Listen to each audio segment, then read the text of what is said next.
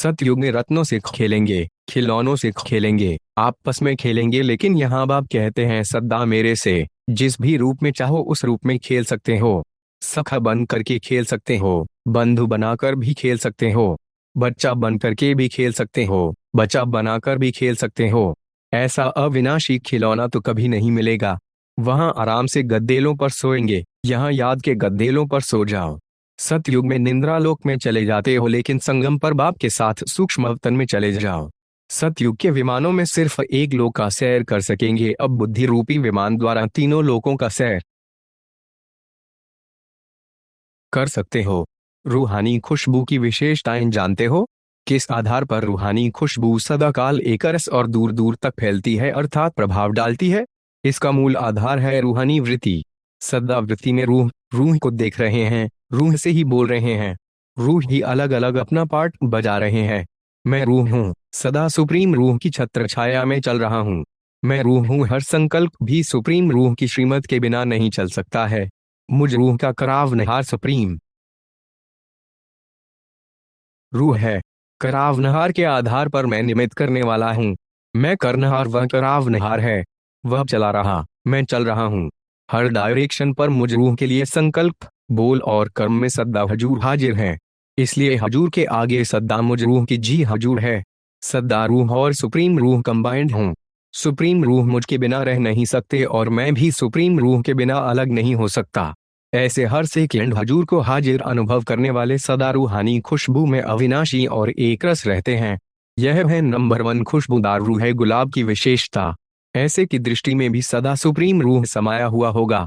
वह बाप की दृष्टि में और बाप उनकी दृष्टि में समाया हुआ होगा। ऐसे रूहे गुलाब को देह व देह की दुनिया व पुरानी देह की दुनिया की वस्तु व्यक्ति देखते हुए भी नहीं दिखाई देंगे। देव द्वारा बोल रहा हूं, लेकिन देखता रूह को है, बोलता रूह से है।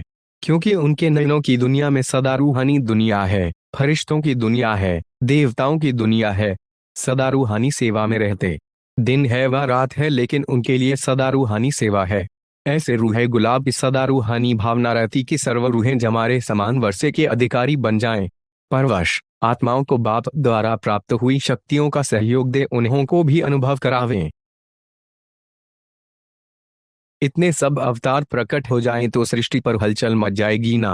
अवतार अर्थात ऊपर से आने वाली आत्मा।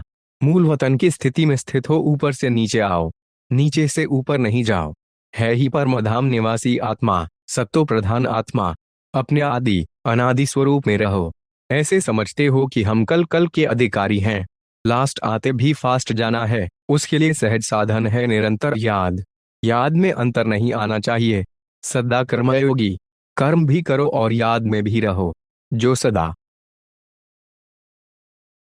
कर्मयोगी की स्टेज पर रहते हैं वे सहज ही कर्मातीत हो सकते हैं। जब चाहे कर्म में आए और जब चाहे नियारे। जो साक्षी हो कर्म करते हैं उन्हें स्वतः ही बाप के साथीपन का अनुभव भी होता है। साक्षी नहीं तो बाप भी साथी नहीं, इसलिए सदा साक्षी अवस्था में स्थित रहो। देह से भी साक्षी। जब देह के संबंध और देह के साक्षी बन जाते हो तो स्वतः ही इस पुरानी दुनिया से साक्षी हो जाते हो। देखते हुए, संपर्क में आते हुए सदा न्यारे और प्यारे। यही स्टेज सहज योगी का अनुभव कराती है। तो सदा साक्षी इसको कहते हैं साथ में रहते हुए भी निर्लेप।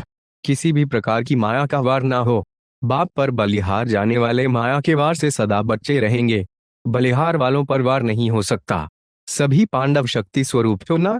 शक्ति और पांडव कंबाइंड हो। सर्वशक्तिवान के आगे शक्ति बन जाते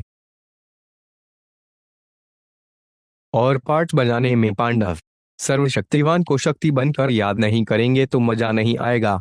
आत्मा सीता है और वे राम है, तो इस पार्ट में भी बहुत मजा है। यही पार्ट सबसे वंडरफुल है संगम का, जो पांडव शक्तियां बन जाती और शक्तियां भाई बन जाती। इससे सिद्ध होता है कि देह भान भूल गए।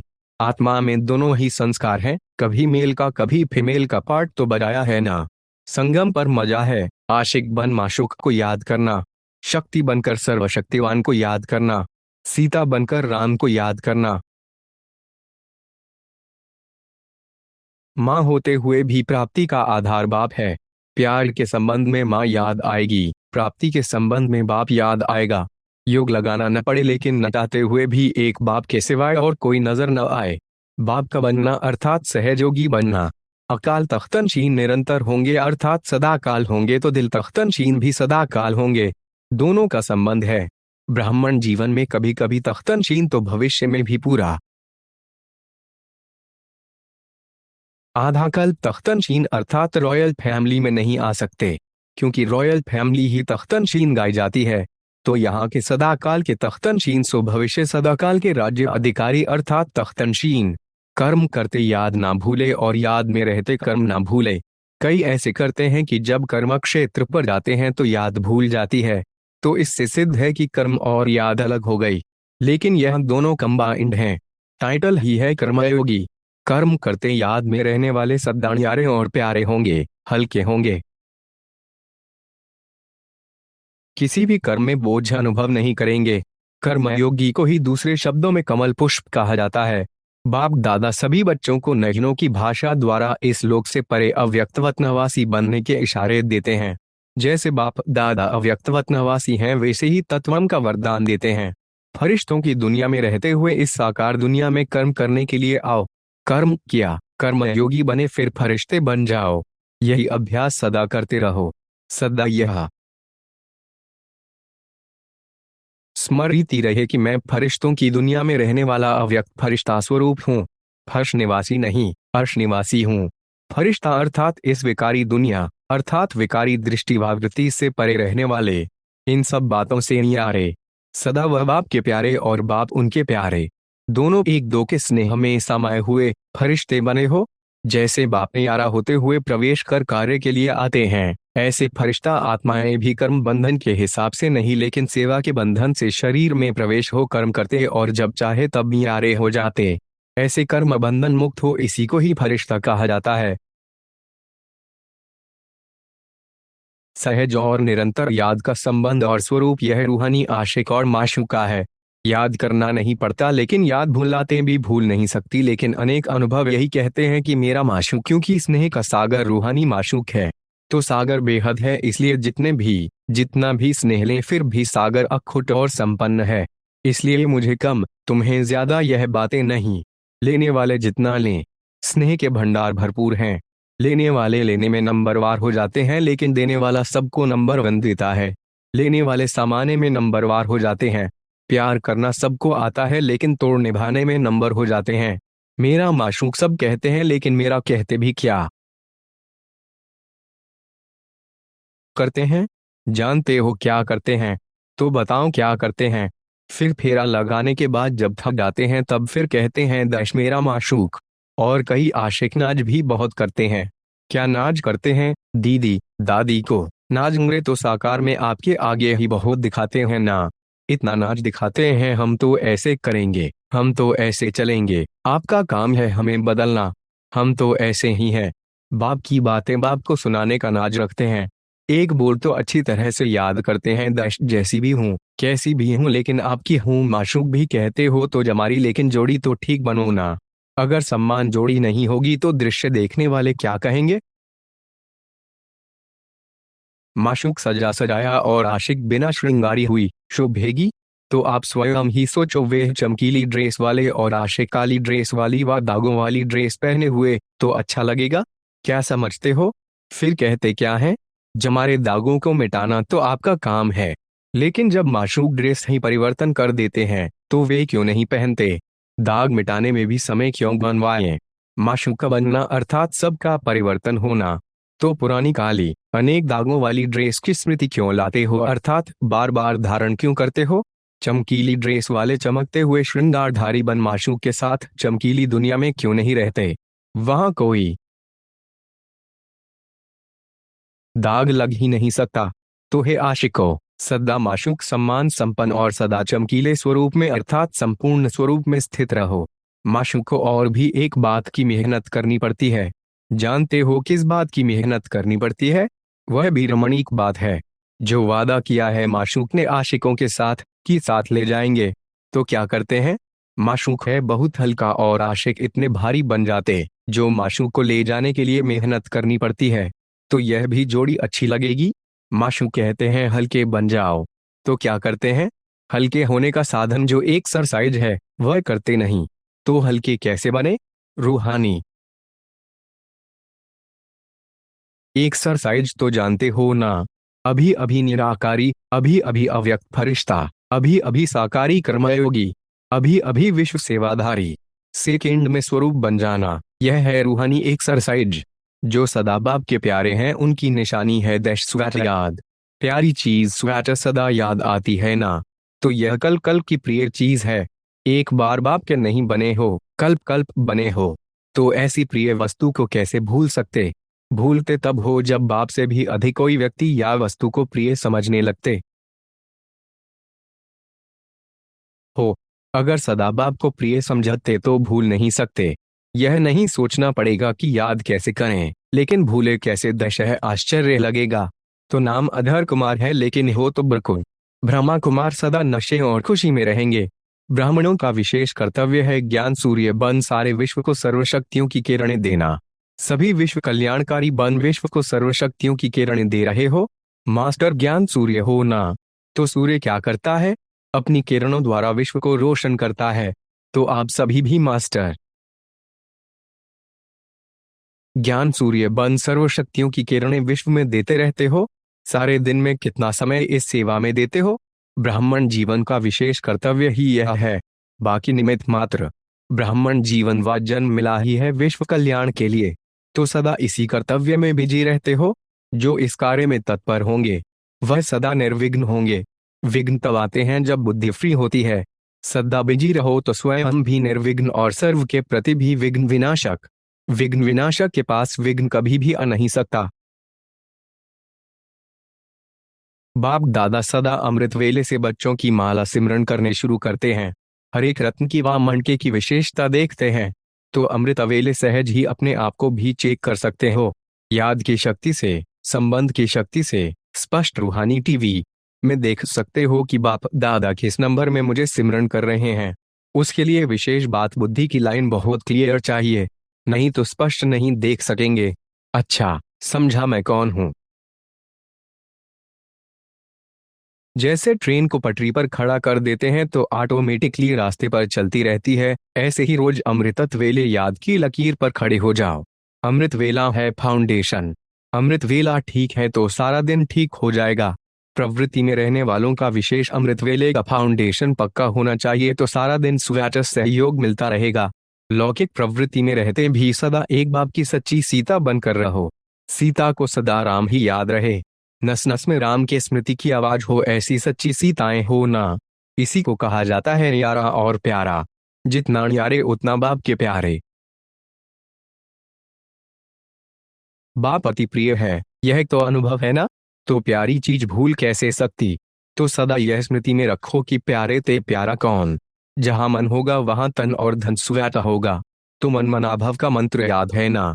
जहां भी मन जाए तो पहले यह चेक करो कि इससे बढ़िया, इससे श्रेष्ठ और कोई चीज है, या जहां मन जाता है वही श्रेष्ठ है। उसी घड़ी चेक करो, तो चेक करने से चेंज हो जाएंगे।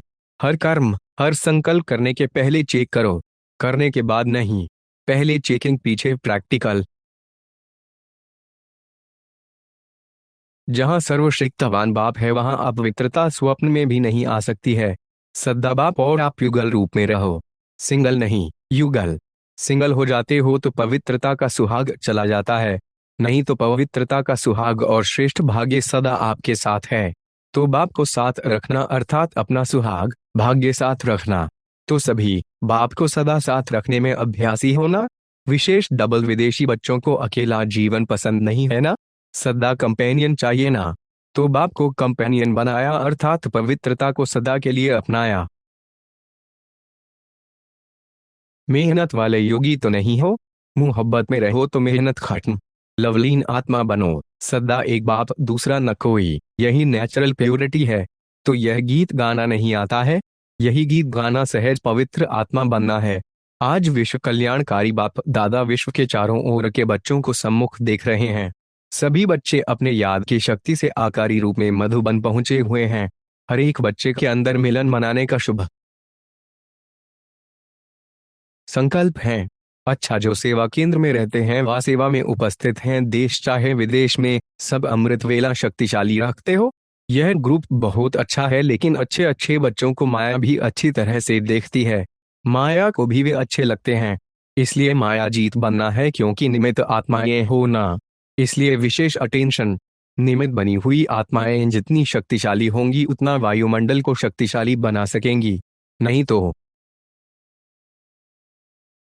वायुमंडल कमजोर हो जाएगा, प्रॉब्लम्स बहुत आएंगी। शक्तिशाली वायुमंडल होने कारण स्वयं भी विघ्न विनाशक होंगे और औरों के भी विघ्न विनाशक अर्थ निमित्त बनेंगे। जैसे सूर्य खुद प्रकाशमय है तो अंधकार को मिटाकर औरों को रोशनी देता और किचड़ा भस्म करता है। तो जो निमित्त बनी हुई आत्माएं हैं वे शक्ति स्वरूप विघ्न विनाशक स्थिति में स्थित रहने का अटेंशन रखो। सिर्फ स्वयं प्रति नहीं, स्टॉक भी जमा हो जो औरों को भी विघ्न विनाशक बना सको। तो यह मेजॉरिटी ग्रुप मास्टर ज्ञान सूर्य है। अभी सदा यही स्मृति स्वरूप बनकर रहना है कि दशमय मास्टर ज्ञान सूर्य हूँ, स्वयं भी प्रकाश स्वरूप और औरों का भी अंधकार मिटाना है। वरदान भूमि पर आकर वरदान लिया। सबसे बड़े ते बड़ा वरदान है सदा अपने को बाप द्वारा बाप के साथ का अनुभव करना। सदा बाप की याद में अर्थात सदा साथ में रहना।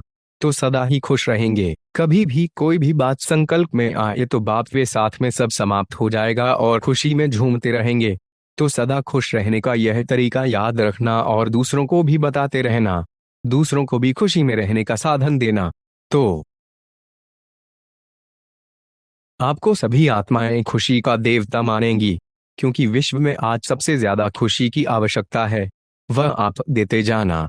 अपना टाइटल याद रखना कि मैं खुशी का देवता हूँ। याद और सेवा, इसी बैलेंस द्वारा बाप की ब्लेसिंग मिलती रहेगी। बैलेंस सबसे बड़ी कला है। हर बात में बैलेंस हो तो नंबर 1 सहज ही बन जाएंगे। बैलेंस ही अनेक आत्माओं के आगे ब्लिसफुल जीवन का साक्षात्कार कराएगा। बैलेंस को सदा स्मृति में रखते, सर्व प्राप्तियों का अनुभव करते स्वयं भी आगे बढ़ो और औरों को भी बढ़ाओ। सदा इसी स्मृति में रहो कि बाप को जानने वाली, बाप को पाने वाली कोटों में कोई जो गाई हुई आत्माएं हैं वे हम हैं। इसी खुशी में रहो तो आपके यह चेहरे चलते फिरते सेवा केंद्र हो जाएंगे। जैसे सर्विस सेंटर पर आकर बाप का परिचय लेते हैं वैसे आपके हर्षित चेहरे से बाप का परिचय मिलता रहेगा। बाप दादा हर बच्चे को ऐसा ही योग्य समझते हैं। इतने सब सेवा केंद्र बैठे हैं, तो सदा ऐसे समझो, चलते फिरते खाते पीते हमको बाप की सेवा अपनी चलन से व चेहरे से करनी है। तो सहज ही निरंतर योगी बन जाएंगे। जितना बच्चे दिल से याद करते हैं उससे पद्म गुना ज्यादा बाप दादा भी बच्चों को याद करते, प्यार करते और इमर्ज करके टोली खिलाते। कमाल तो बच्चों की है जो निर्बंधन को भी बंधन में बांध देते हैं। बाप दादा को भी हिसाब सिखा देते कि इस हिसाब से मिलो। तो जादूगर कौन हुए? बचे बाप। ऐसा स्नेह का जादू बचे बाप को लगाते हैं जो बाप को सिवाय बच्चों के और कुछ सूझता ही नहीं। निरंतर बच्चों को याद करते हैं। तुम सब खाते हो तो भी एक का आह्वान करते हो। तो कितने बच्चों के साथ खाना पड़े, कितनी बारी तो भोजन पर ही बुलाते हो। खाते हैं, चलते हैं, चलते हुए भी हाथ में हाथ देकर चलते, सोते भी साथ में हैं। तो अब इतने अनेक बच्चों साथ खाते, सोते, चलते तो और क्या फुर्सत होगी। कोई कर्म करते तो भी यही कहते कि काम आपका है, निमित्त हम हैं। करो कराओ आप, निमित्त हाथ हम चलाते हैं। तो वे भी करना पड़े ना। और फिर जिस समय थोड़ा बहुत तूफान आता तो भी कहते आप जानो। तूफानों को मिटाने का कार्य भी बाप को देते, कर्म का बोझ भी बाप को दे देते, साथ भी सदा रखते। तो बड़े जादूगर कौन हुए? भुजाओं के सहयोग बिना तो कुछ हो नहीं सकता। इसलिए ही तो माला जपते हैं ना। वह बेचारे तो नेति नेति करके चले गए। आपने सब कुछ जान लिया। तो बाप दादा ऐसी विशेष आत्माओं को रोज याद प्यार देते हैं, रोज मिलन मनाते हैं। अमृत वेले का समय खास बच्चों के लिए है। भक्तों की लाइन पीछे, बच्चों की पहले। जो विशेष आत्माएं होती हैं उनसे मिलने का समय भी जरूर विशेष होगा ना। तो सदा ऐसी विशेष आत्मा समझो और सदा खुशी में उड़ते चलो।